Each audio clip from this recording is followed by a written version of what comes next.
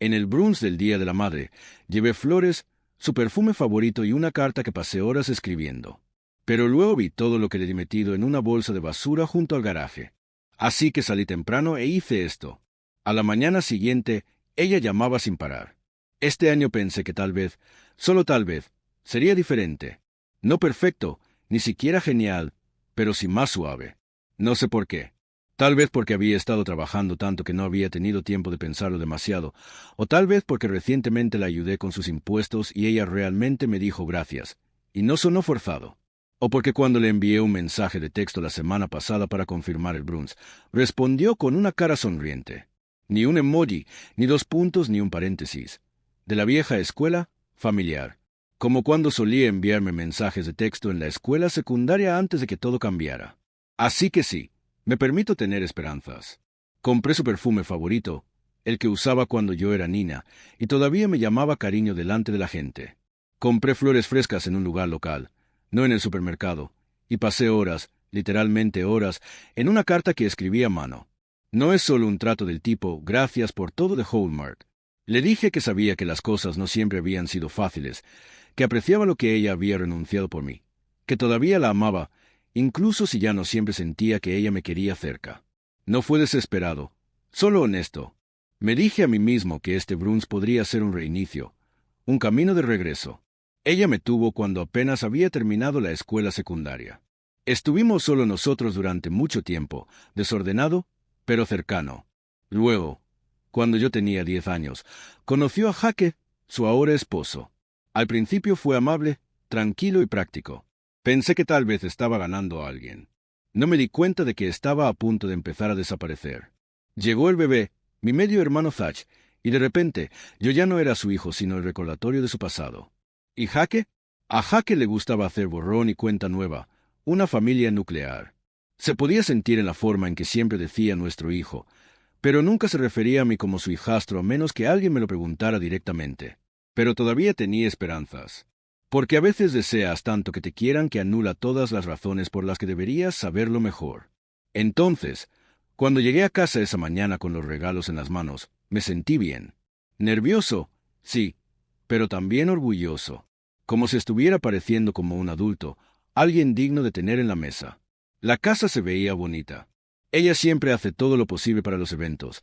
Mimosas, servilletas de tela, tarjetas de lugar reales, energía de paintes. Cuando entré, ella levantó la vista de la mesa. «Oh, lo lograste», dijo, y juro que por medio segundo pensé que lo decía en serio. Que tal vez esto era todo. Quizás finalmente había hecho algo bien. Le entregué las flores, el perfume. Miró la botella como si fuera un recibo que no recordaba haber autorizado. «Oh, ¿te acordaste de este?», dijo. No cálido, solo observado. No dejé que eso me sacudiera. «Sí», sonreí, solo les quedaba uno. Ella asintió y ya se volvió hacia la mesa.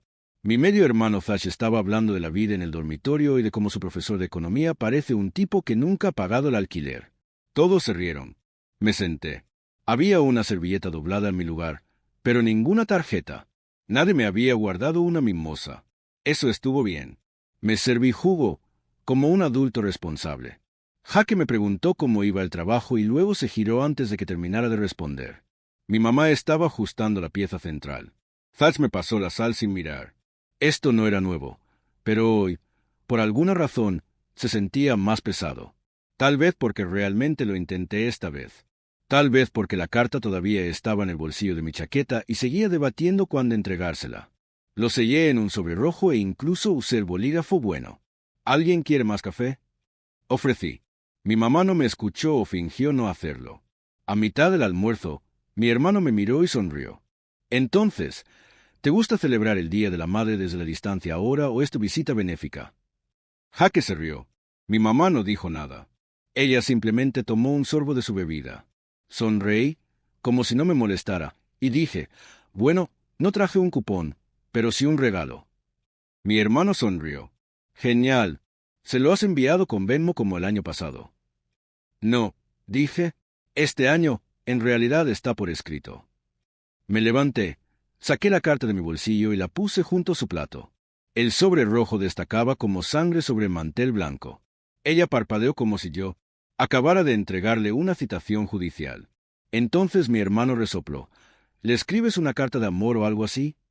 Jesús, dije, todavía sonriendo. No, yo solo, un gracias. La mesa quedó en silencio por un segundo. Entonces alguien pidió la mantequilla. Después del almuerzo, ayudé a recoger los platos. Estaba a medio camino de la cocina con una pila cuando noté que las bolsas de basura ya habían sido llevadas al garaje. Apenas habíamos terminado de comer. Tal vez solo estaba siendo eficiente. Le gustaba un espacio ordenado. Salí a tirar las servilletas. La puerta del garaje estaba entreabierta y el sol golpeaba lo suficiente como para iluminar los contenedores apilados cerca de la pared del fondo. Y allí mismo, apoyado contra una bolsa de basura negra, lo vi.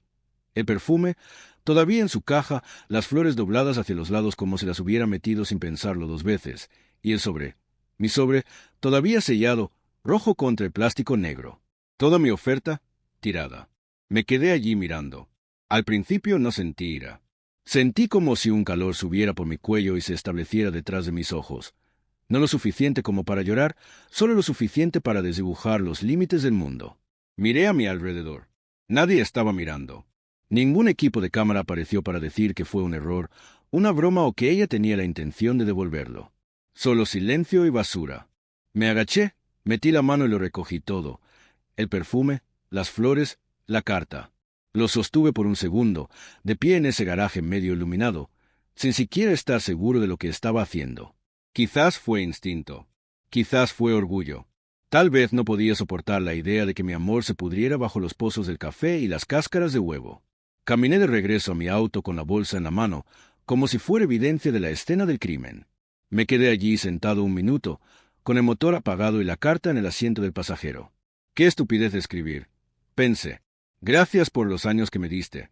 Sé que no fue fácil, pero hiciste lo mejor que pudiste. Estoy orgulloso de la mujer en la que te convertiste. Me quedé mirando el sobre.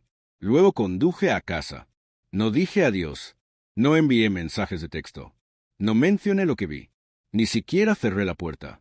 Simplemente se fue en silencio. Esa noche coloqué la carta en la encimera de mi cocina, justo al lado del perfume y de las flores que ya empezaban a marchitarse.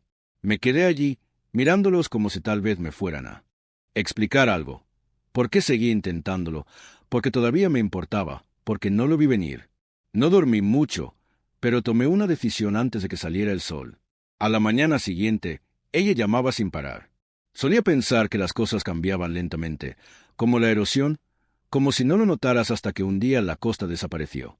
Pero mirando hacia atrás, creo que sucedió más rápido de lo que me permitía admitir.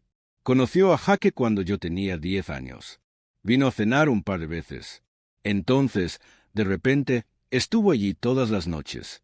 Una mañana, me desperté y su auto estaba en el camino de entrada, sus zapatos en el pasillo y mi mamá estaba usando más maquillaje de lo habitual.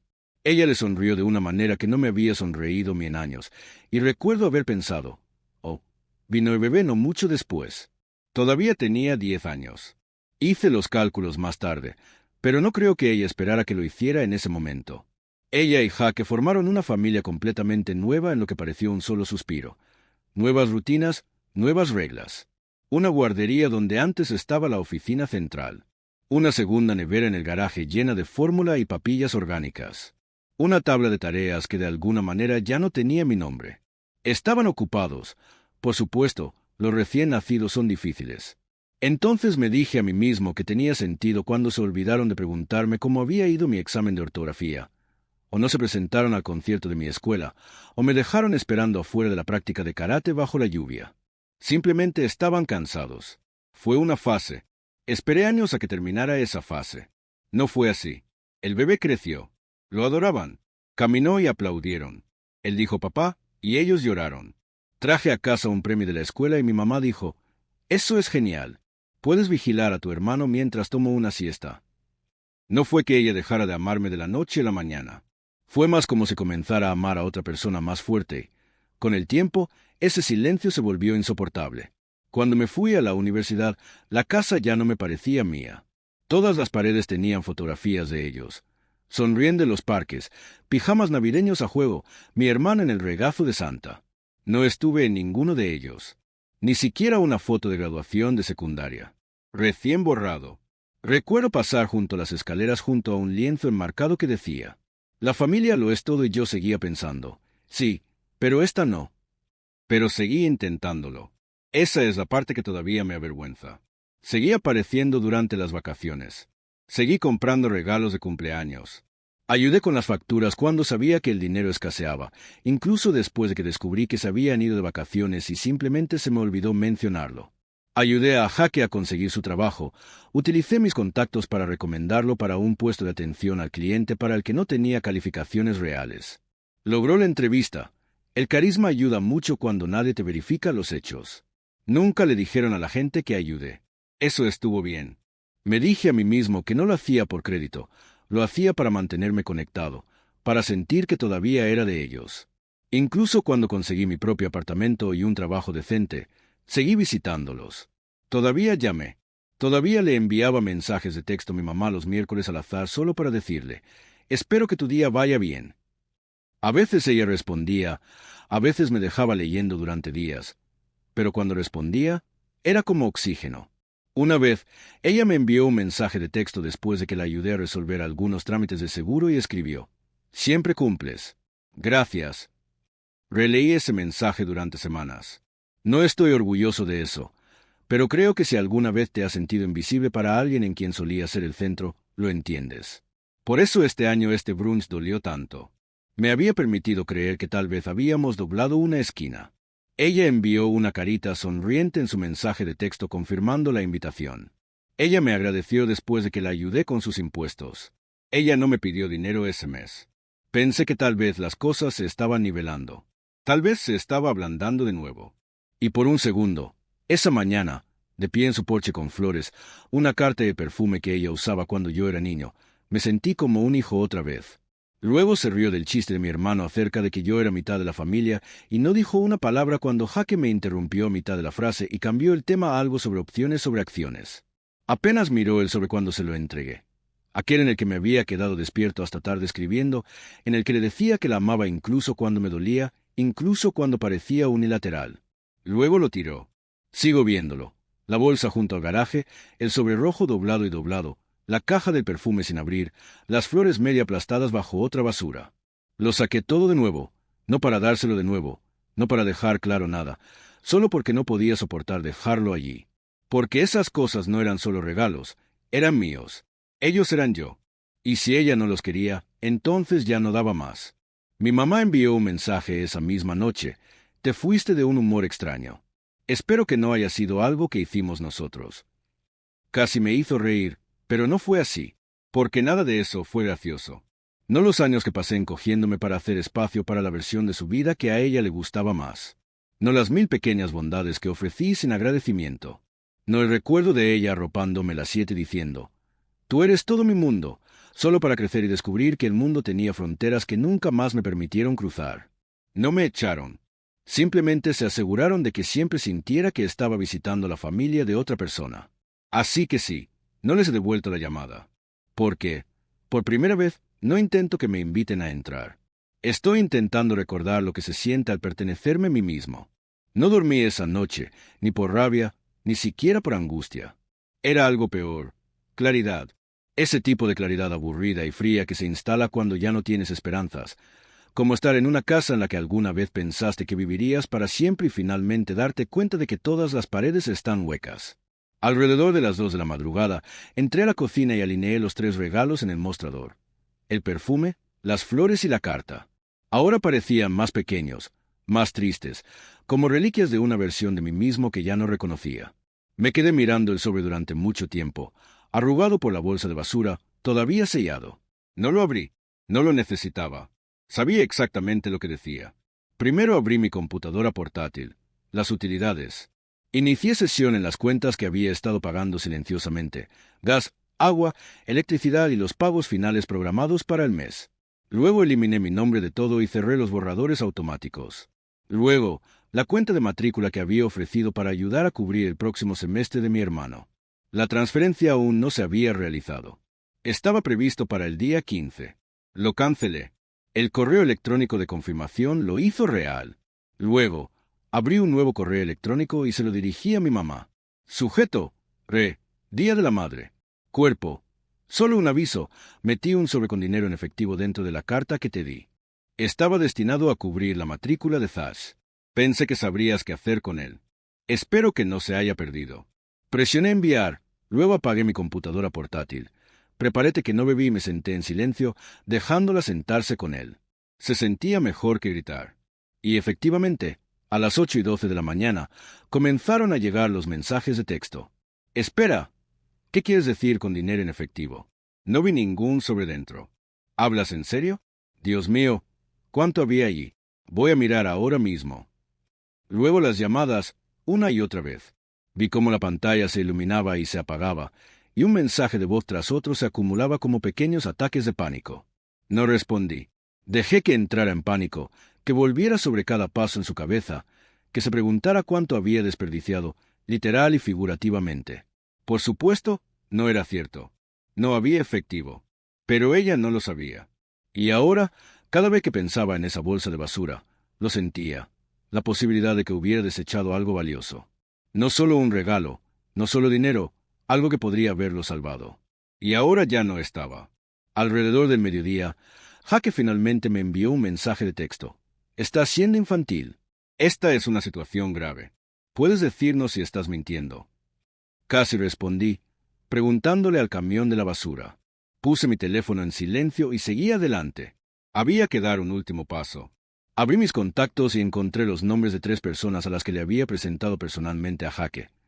Personas con las que ahora trabajaba, clientes potenciales, proveedores y un viejo amigo que lo ayudó a conseguir un contrato paralelo. Les envié a cada uno de ellos una versión del mismo mensaje. Hola. Solo quería acercarme y preguntar, de ahora en adelante, por favor no asocie mi nombre con Jaque Hatcher. Nada dramático, solo un límite personal. Espero que tenga sentido. Sin chismes, sin detalles, solo lo suficiente para que la gente lo sienta. Lo suficiente para que se pregunten qué había sucedido detrás de escena. Lo suficiente para aflojar algunos hilos. Sabía cómo funcionaba ese mundo. Todo el trabajo de Jaque dependía de ser visto como un tipo confiable con conexiones, y si yo daba un paso atrás silenciosamente, otros me seguirían. Al final de la semana, ya había perdido una referencia de larga data. Un contrato quedó en pausa. Otro cliente solicitó tratar directamente con otra persona. Ni siquiera tuve que mover un dedo. Solo un correo electrónico y un poco de espacio, y la máquina empezó a relajarse. Esa noche, mi teléfono volvió a sonar. ¿Lo encontraste? Por favor, responde, necesito saberlo. Creo que vi la bolsa de la que estás hablando, pero ya no está todo. Por favor, ¿puedes decirme si esto es real? Me quedé mirando su nombre en la pantalla por un segundo. Me imaginé respondiendo, diciendo algo frío, tajante, definitivo. Pero eso le daría un cierre. Entonces no hice nada. Porque no se trataba de venganza.